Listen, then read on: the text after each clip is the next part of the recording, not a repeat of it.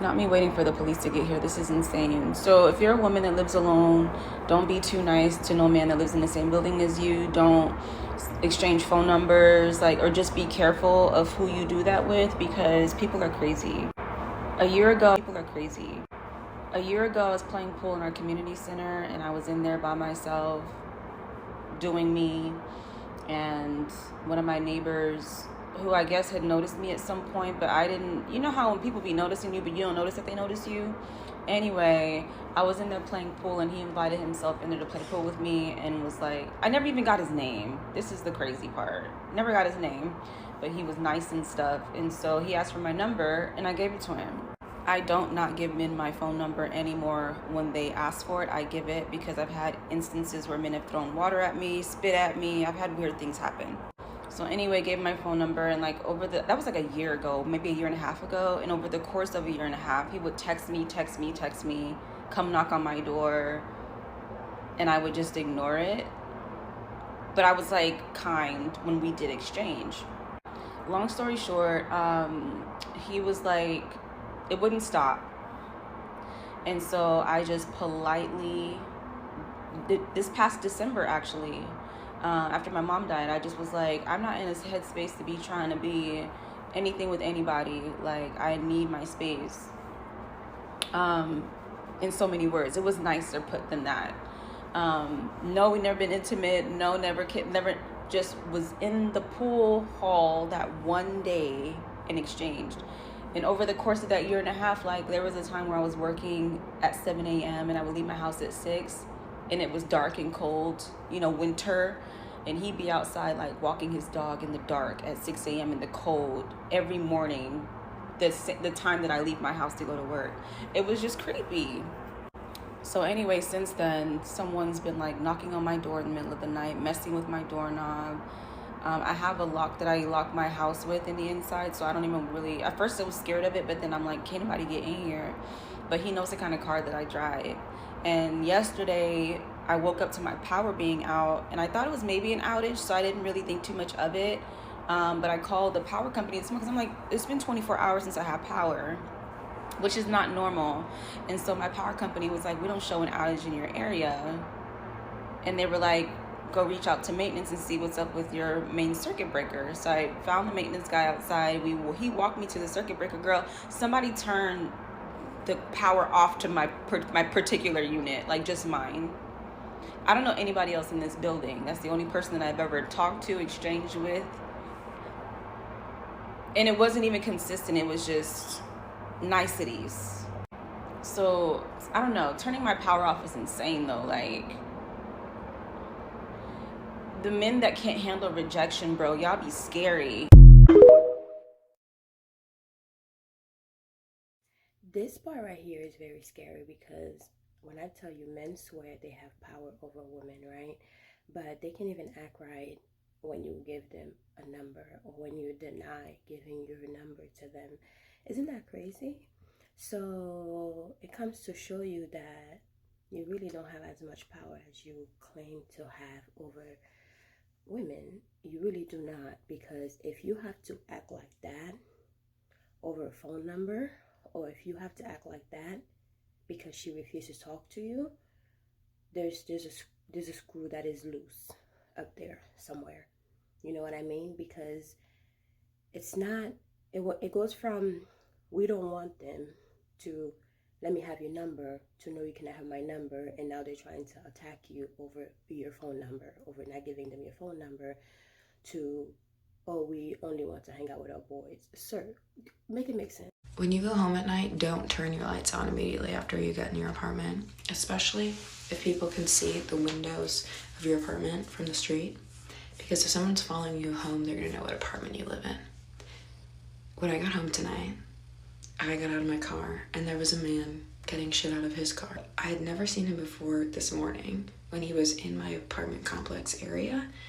And he just gave me bad vibes, but whatever.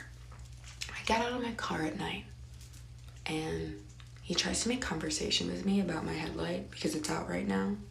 I'm like, oh yeah, I know, I just have to get around to it, whatever. I go inside, don't turn the lights on, but I have a feeling to check my Ring camera. He's standing in the street, which is very close to my apartment building, staring at my building. And he did not leave for like 5 minutes. I mean, like halfway through, he left the empty parking spot and hid behind a car, but he waited to see. So now he knows what car I drive and where I live, just not my apartment. So, don't turn your lights on. I had a married man with 4 kids stalk me for almost a year. Hopefully me telling this story will help every woman know that they should just always be aware of their surroundings. I work in TV. My first job out of college was in Nebraska. I moved to Nebraska to cover college and high school sports for $9 an hour. The TV business is really hard to break into. I need to get experience. I was working at a very small station. It's not abnormal in small towns for viewers to feel very connected to their local news people. So it wasn't weird to receive emails from viewers. One day I open my email, there is a message from a viewer saying he loves my delivery of sports every night. Rule was you just said thank you and moved along with your day. That's exactly what I did. For the next 3 nights, he was messaging me every day telling me what he liked in the sportscast. One night, I see I have an email from him. I think it's the usual thing, but I open it and there are 4 nude pictures of him inside. And a very descriptive, explicit email explaining what he wanted to do to me. And these photos were like him in his shower. Like this. It's just weird. I take the email to my news director and he was basically like, there's not a whole lot we can do. Just block the sender via email. So I block him. Next thing I know, a day later, he adds me on Snapchat. I don't know how he found me, but he did. Sending me more photos, more inappropriate messages on Snapchat. So I block him on there too. But his full name was attached to his Snapchat. So I put my little Nancy Drew hat on and I am Googling everything I need to know about this man. I find out he's a chancellor at a college in Nebraska, married with 4 kids. This man's working with young women every single day. I thought about sending everything to his college, but I was only 22 and this was my first job out of school and I didn't want to cause this big fuss in the industry. I felt very silenced, like there was nothing I could do. For the next few weeks, things progressively got worse. He started adding me and all my family members on all social media, sending me messages saying his wife was having an affair with an old high school student of hers and she's giving him a hall pass and he wanted it to be with me. When it got worse, he started figuring out what I had to cover for work and he showed up to state track and was yelling my name across the field. And then he started showing up at the bars that I would frequent with my friends. Work was not helping me out at all with this. They really didn't care. And my parents wanted me to file a restraining order, but honestly, I was too nervous because I didn't want to be the girl in my industry that was causing problems. I was always scared he was going to show up to my apartment. Thankfully, by the grace of God, I got out of that job and I moved back home with my parents. He was let go a month later for allegations with a female student. Girls, just always make sure you're being careful out there and make sure you check your surroundings. So y'all really seem to love like my little story times of guys being creepy, and I have plenty, so here's another one. So at my old school, I would call all my female friends babe, just affectionate, it's whatever. This guy decided that he thought it would be funny to call me babe as well. From the very jump, I was having absolutely none of it. I was just like, Sarah, don't call me that. No, like being completely clear with my boundaries. He starts calling me babe in like October. And it goes on for a little while and then it dies down because, you know, Christmas break, it's whatever, a whole bunch of kids getting distracted with other jokes. Then Valentine's Day rolls around. He decided to get down on one knee by my desk and ask me out. I'm not even kidding, 5 different times. Finally, the teacher's just like, okay, that's enough, like stop. So I'm getting super flustered. I was super shy back then. I go to the bathroom. Whenever I come back, no. I completely forgot. My friend met me in the bathroom and was like, homegirl, they're doing some stuff. I know that you're not like wanting to be center of attention. Here, just warning you. Come back for part 2. About you guys. Hello. What you're about to see is incredibly disturbing. It is a young girl named I'm Jasmine, a Twitch streamer in the streets of Japan, being harassed by not one man, but 2. And then at the end of the video, the poor thing, she breaks down. Hello. Thank you so much. Hello. Oh, hi. Hello. That is not the sign of someone laughing. She is in immediate distress. It is very obvious. Hi. Oh my god, why are you touching me? No, come on, stop. I'm sorry. No. No. Yeah, this is live stream. Live. Yeah. Oh. Okay, bye. Nansai? What? What? No, don't stop, man. Man, stop touching me, man. No, no. No. Okay, go ahead. No. Stop. It's okay. No. Okay, I'm standing up. I have to get myself together. Let's walk. Don't close to me. Yeah, I'm standing up. Okay, okay, I'm leaving. I have so many things though. No. Man, life's hard. I have to go get up. Yeah, live. They can see you. Yeah. I'm just, okay, I'm standing up. Huh? Yeah. They can see you. Oh, it's nice to meet you. Okay. No. So ugly. Oh. Huh? I can't. What did he say? Guys, do you know what he's saying? I don't even know what he's saying. Oh, yo, man, look at me. Man, pretty cool, man. Well, yeah, live. They can see you. Yeah, they love you. I know. I'm sorry. Yeah, I'm sorry.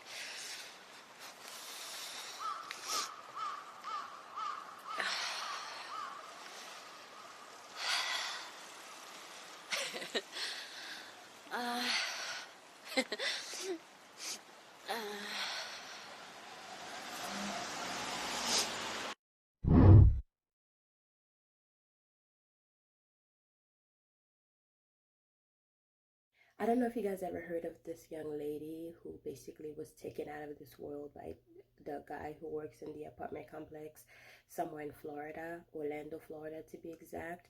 Well, I've heard of that story, and I know people who lived very close to this young lady, and I don't want to say much about her case, but just know it happened because of a man. A man did that, went to her apartment complex, and he was the man who works at the apartment complex, you know, the maintenance guy, and he did the unthinkable to her. And yeah, so if you are starting to think or trying to even think that you don't have power over men, you are insane. You always do. You've always did. It's never gone away. So don't let men fool you talking about, oh, we are in a soft guy era. Yeah, men. I have a stalker, and this update is probably the scariest one yet. Something really freaking scary happened last night. I was sound asleep, and at 3:28, my TV just turns on.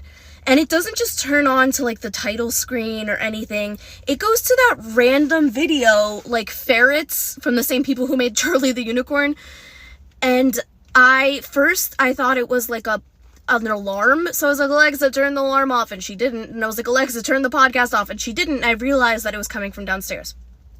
I go downstairs because it's really loud, and I take the remote and I turn it off, and I go upstairs and I don't think anything of it. Then I remembered about that randomly at work, and I was like, that's really weird. And so I thought to check my cameras, and my free trial expired. So none of my cameras were visually picking up anything, but they did detect the motion. And at exactly 3:28, well, first of all, I think it was 3:13 before this happened, like 15 minutes before, it detected a motion where the cars are, and the car windows you can, like, see to the living room.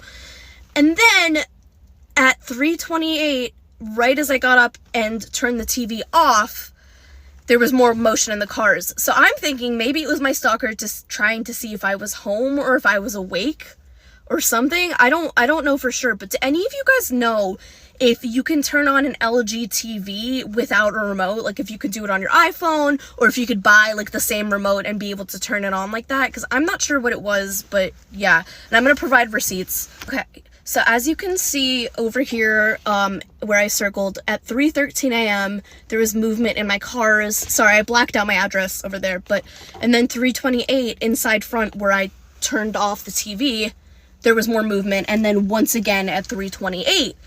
So I think someone turned on my TV, was watching from my cars, and then left when they saw I was awake, but I'm not sure. I need you guys to help me and to help me figure it out. So yeah, if you have any information on how LGTV works, that would be great. Don't be too nice to no man that lives in the same building as you. Don't. Honestly, even if you don't live alone, don't be too nice to any men that live in the same building as you. Even if they have like a wife or girlfriend they live with, don't be too nice to them. Years ago when I was living in government housing, we had this couple move in across the hall, and they moved in and they came over and, you know, we saw them outside moving and they were like, hey, you know, we're having a party this weekend for friends and to meet new friends for her birthday. You know, do you want to come? You live across the hall. Do you guys want to come to a party? And I was like, yeah, absolutely. We went to the party. Party was fun. I got too drunk. You know how it goes. So we had a good time and we didn't talk for a few weeks, and then I started seeing her outside with their baby every once in a while, and I'd take my kiddo over and our kids would play and we'd just kind of hang out scrolling on Facebook or whatever while the kids played, and we did that a few times for several weeks.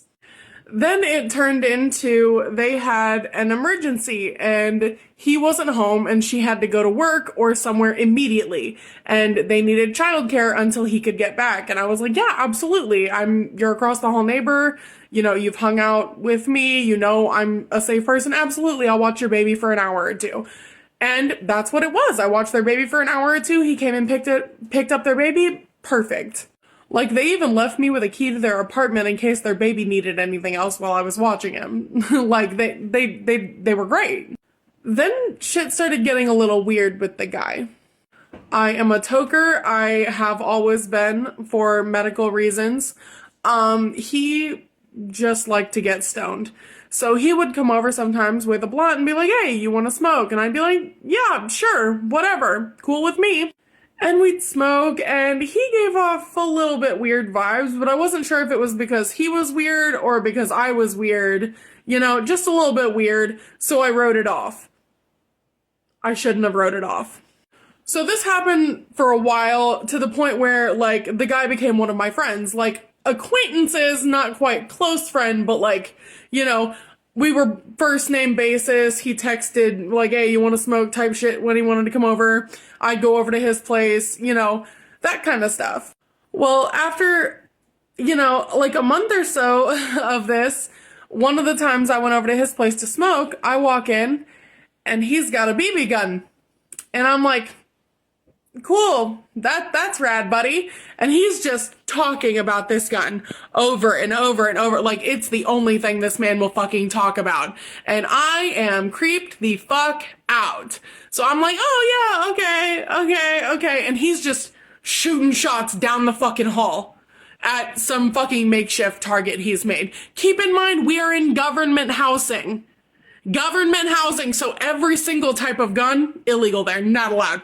Doesn't matter whether it's a toy or not. They don't want it there. They were really not even crazy about Nerf guns. Okay?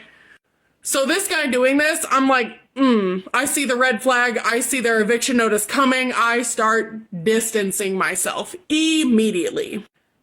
As it goes, another week or so passes and I can hear them increasingly fighting more across the hall. Now, none of my business, but thin walls you can't help hear. So, you know, but also being me, anytime I hear a couple fighting, I listen for signs of abuse. If I hear abuse, I'm coming through the wall like the Kool-Aid man. I do not care who you are. I don't care if we're mortal enemies. I'm coming through the wall like the Kool-Aid man. We will deal with our beef later.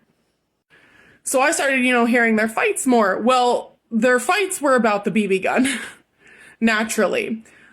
He kept getting more and more off the wall, more and more out of pocket, and she kept getting more and more angry about his irresponsibility and wild behavior. So one day, after all of that, it's just like a random Tuesday, right? She goes to work, And like, she's not supposed to be home for like another 2.5 hours when this happens, right? All of a sudden I get a knock on my door and it's him, and he's got the BB gun in his hand and his baby in the other. And he's pacing. He's pacing like a man about to commit a felony. He is pacing like a man about to do something wrong. Right? And he's like, I don't know what to do. I don't know what to do, man. I don't know what to do. I can't do this right now. And I'm like, hey, man, you know, would your son like to come over and hang out at my house for a little while? You know, would your son like to come over and play with my son? That would be absolutely cool. You look like you need a nap. I would absolutely be cool taking your baby. And so I'm like, you know, sweet talking this man, like getting his baby out of his arms, right?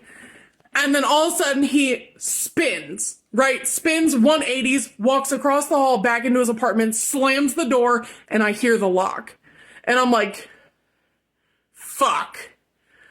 Because this baby is a baby. It's an infant. He needs milk.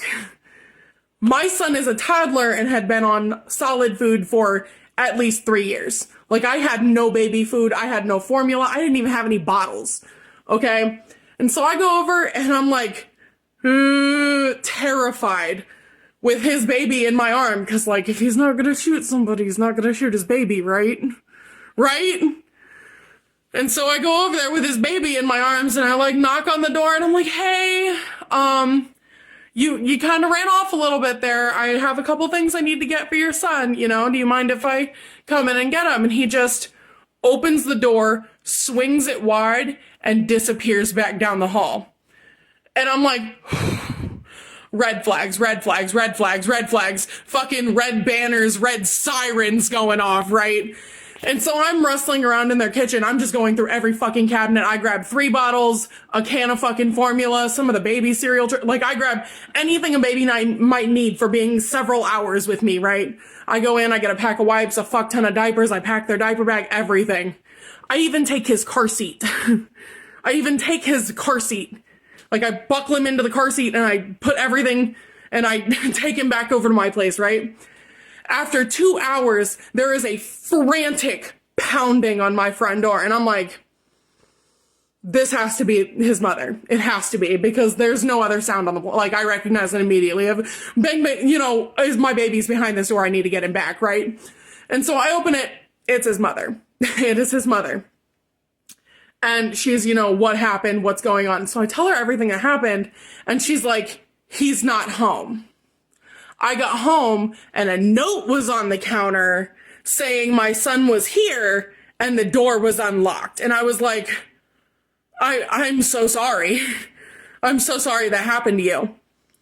And keep in mind, I kind of like roundabout knew this girl's family, right? So I knew she had a safe place to go. So she literally just took everything from my apartment and straight up walked downstairs and out of the building and left. I assume going to family's house, right? They quickly break up after that. I never see this man again. Never see him. He tries to friend me one time on Facebook and I rejected it, and I have never seen him again. Last I heard, she is remarried to apparently really nice guy. I haven't met him. We lost contact, but he's apparently a really nice guy, and they have kids, and her son has a good male role model, and that crazy pants has no contact as far as I know. But don't fucking trust men that live in the same building as you. Like, ever. Ever. I don't care if they're in a relationship or not. Just grain of salt with every fucking man, no matter who they are. If you're a woman, and not me waiting for the police to get here, this is insane. So if you're a woman that lives alone, don't. This is what you do. You go to the App Store. You find yourself an app that has a free phone number. Get yourself a free phone number and give that number to people you will never contact. They'll have a number to call. They can leave a message. The problem is a lot of women do not know the power they have over men, okay? When it comes to your femininity, when it just comes to you being a woman, period.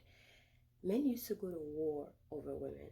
right? So when I see in my comment section a woman is talking about, oh, well, you think you're this, you think you're that, this is never going to happen. Ma'am, it has happened. It has happened.